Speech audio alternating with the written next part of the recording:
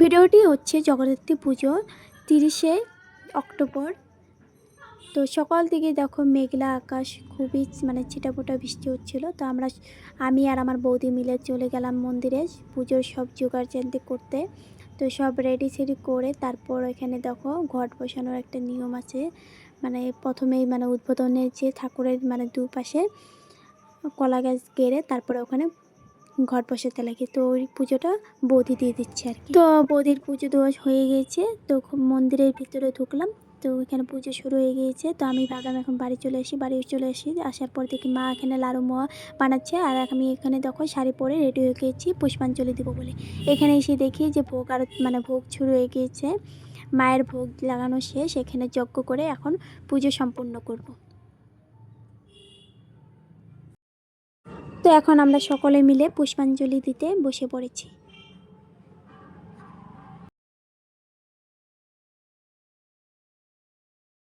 আমার পুষ্পাঞ্জলি দেওয়া কমপ্লিট। এখন দাদারা দিচ্ছে। তো এতগুলো লোক ছিল, তো একসাথে দেওয়াটা সম্ভব হচ্ছিল না, তাই এখন দাদা ওরা দিচ্ছে।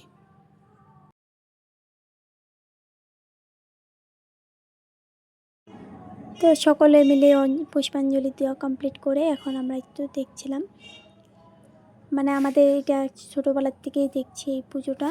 তো আমাদের এই পুজোটার প্রতি একটা আলাদা রকমের একটা স্মৃতি জড়িয়ে আছে। তো এখন দেখো ভরা নিয়ে চলে গিয়েছে আর এখানে ঠাকুরটা বিসর্জন দিয়ে দিচ্ছে।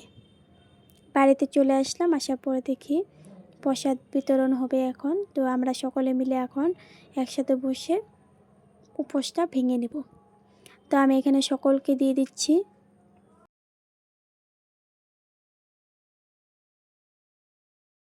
সকলকে প্রসাদ দিয়ে তারপর এখন আমি নিজেও খেয়ে নিচ্ছি। প্রসাদ খেয়ে চলে গেলাম পিসিদের বাড়িতে, ওদের বাড়িতেও পুজো হয়।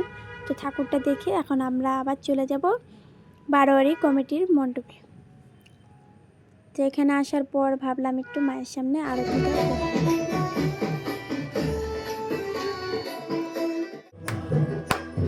করে রাত্রের খাবারটা আমি পিসিদের বাড়িতেই খেলাম। এখানে পোলাও আর আলুর দম করেছিল। তো আমি এখানে খাওয়াটা কমপ্লিট করে ওদের বাড়িতে একটু ছোটো মোটো প্রোগ্রাম চলছিল নাচে। তো এখানে দেখো আমার দাদা একটা ডান্স করছিল।